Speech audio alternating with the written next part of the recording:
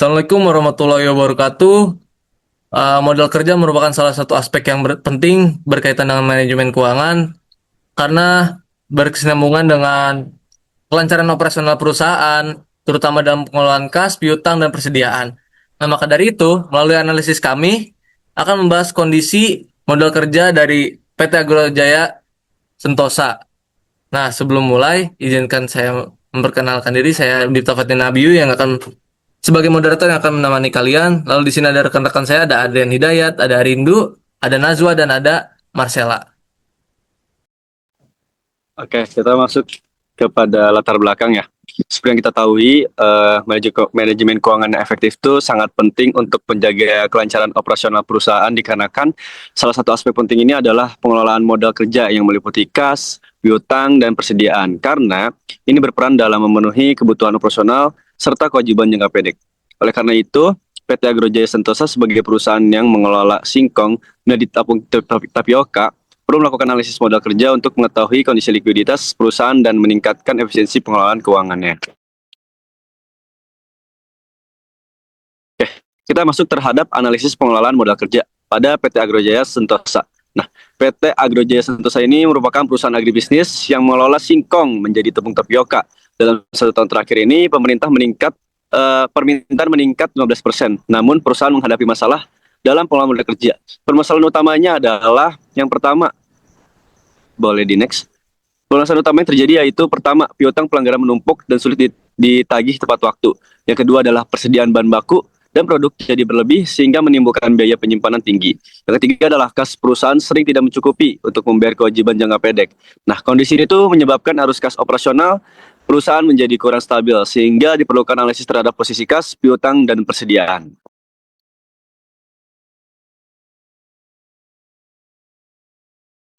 Selanjutnya itu ada analisis posisi kas dan modal kerja bersih. Modal kerja bersih adalah selisih antara aktiva lancar dan hutang lancar yang dimiliki oleh perusahaan. Modal kerja ini menunjukkan kemampuan perusahaan dalam memenuhi kewajiban jangka pendeknya menggunakan aset lancar yang tersedia. Nah, di sini ada data dari PT Agro Jaya Sentosanya sendiri. Kas dan setara kasnya itu ada 350 juta, piutang usahanya ada 500 juta, persediaan bahan baku dan produk jadinya itu ada 650 juta, total aktif lancarnya itu ada 1.500 juta, dan hutang lancarnya itu ada 1.200 juta. Nah, cara menghitungnya itu kan tadi aktif lancar dikurangi hutang lancar, 1.500 dikurangi 1.200 yang hasilnya yaitu 300 juta. Untuk interpretasinya itu perusahaan masih mampu memenuhi kewajiban jangka pendeknya, namun meskipun nilai modal kerja bersihnya itu menunjukkan kondisi yang positif, selisih yang dimiliki perusahaan ini tergolong tidak terlalu besar dibandingkan total kewajiban lancarnya. Hal ini mengindikasikan bahwa ruang likuiditas perusahaan masih relatif terbatas. Jika terjadi keterlambatan penerimaan kas dari pelanggan atau peningkatan kebutuhan operasional secara tiba-tiba, perusahaan berpotensi mengalami kesulitan dalam menjaga kelancaran arus kas. Kondisi ini sejalan dengan permasalahan yang tadi dijelaskan dalam kasus, yaitu adanya penumpukan piutang pelanggan yang sulit ditagih serta persediaan yang berlebihan sehingga dana perusahaan banyak terikat pada aset yang tidak langsung menghasilkan kas. Selanjutnya adalah analisis posisi kas dan modal kerja bersih, yang dimana modal kerja bersih atau net working capital menunjukkan kemampuan perusahaan dalam memenuhi kewajiban jangka pendek. Ini sesuai dengan apa yang tadi dijelaskan oleh Nazwa. Jadi boleh di next ke selanjutnya. Oke, selanjutnya adalah analisis masalah piutang dan strategi penagihan, yang dimana piutang usaha perusahaan mencapai Rp 500 juta, yang menunjukkan bahwa sebagian dana perusahaan masih tertahan dalam bentuk piutang pelanggan. Nah, permasalahan yang terjadi adalah pembayaran pelanggan sering terlambat. Yang kedua adalah dana perusahaan tertahan dalam piutang. Yang ketiga adalah arus kas operasional menjadi terganggu. Selanjutnya adalah risiko piutang tak tertagih meningkat. Karena itu, ada strategi yang dapat dilakukan. Yang pertama adalah menetapkan kebijakan kredit dan yang lebih selektif. Yang kedua adalah memberikan diskon pembayaran lebih cepat kepada pelanggan. Yang ketiga, melakukan pengawasan dan penagihan secara aktif. Yang terakhir adalah mengawasi kemampuan pembayaran pelanggan secara berkala. Strategi tersebut bertujuan untuk mempercepat perputaran piutang dan meningkatkan arus kas perusahaan pada PT Agronya. Lanjut.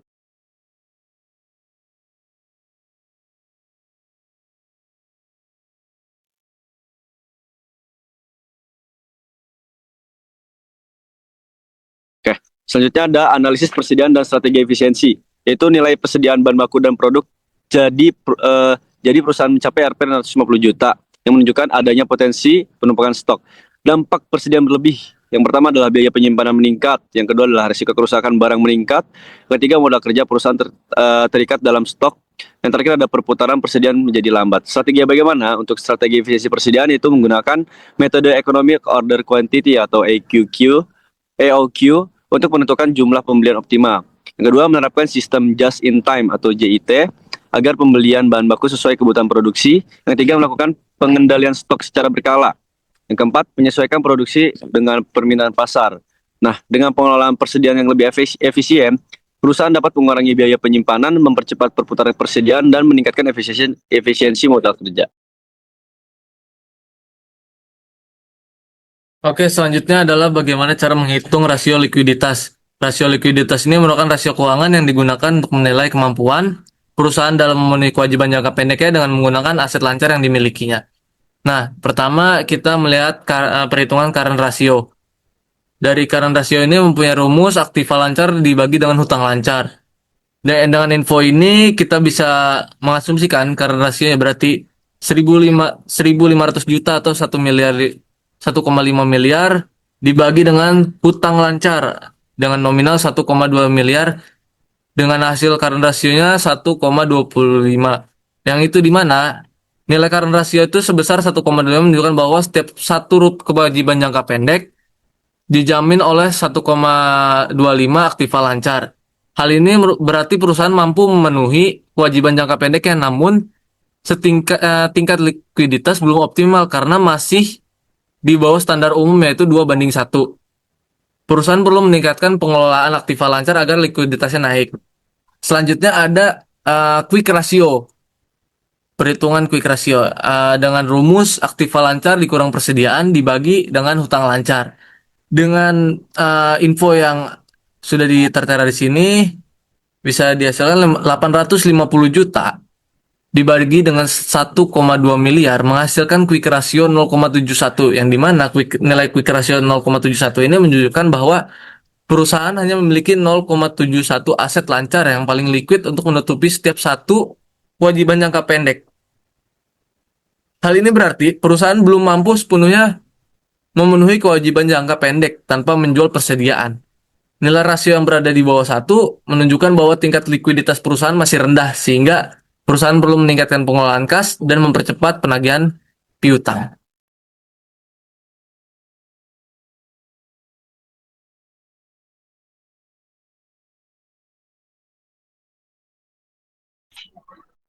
Selanjutnya ada beberapa strategi pengelolaan kas modal kerja. Yang pertama ada strategi pengelolaan kas, yaitu perusahaan arus kas agar dapat memasukkan dan pengeluaran kas secara lebih terkontrol. Lalu perlu memprioritaskan penggunaan kas untuk kegiatan operasional, utama untuk kurangi pengeluaran tidak mendesak. Yang kedua ada strategi pengelolaan utang, di mana perusahaan ini perlu memperketat kewajiban kredit pada pelanggan serta penagihan piutang secara lebih aktif. Selain itu juga perusahaan dapat memberikan intensif pemotongan harga bagi pelanggan yang melakukan pembayaran lebih cepat agar perputaran kasnya menjadi lebih lancar. Lalu ada strategi pengelolaan persediaan, di mana perusahaan ini perlu mengendalikan jumlah persediaan dengan menyesuaikan produksi dengan permintaan pasar. Untuk pengelolaan persediaan yang lebih baik dapat mengurangi biaya penyimpanan dan meningkatkan efisiensi penggunaan modal kerja.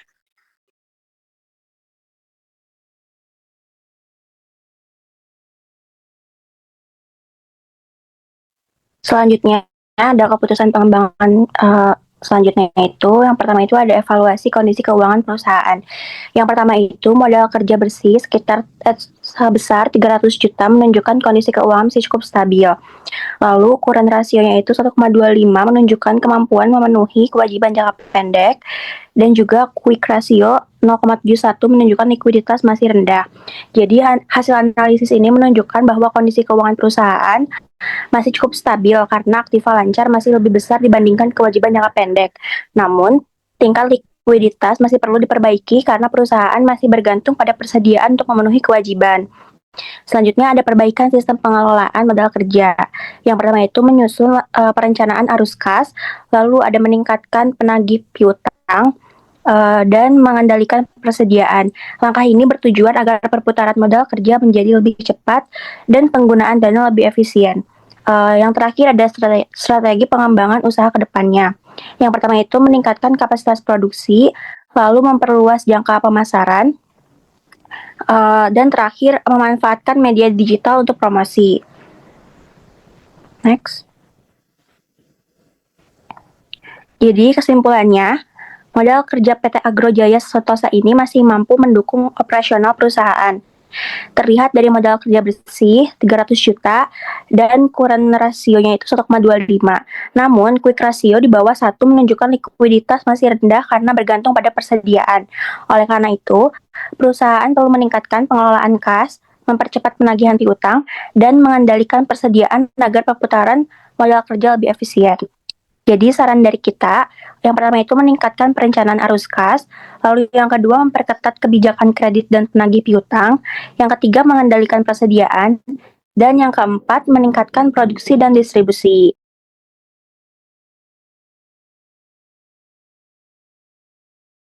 Baik, itu saja analisis dari kelompok 4Q2. Semoga hasil analisis kami membawa manfaat bagi kalian semua. Wassalamualaikum warahmatullahi wabarakatuh.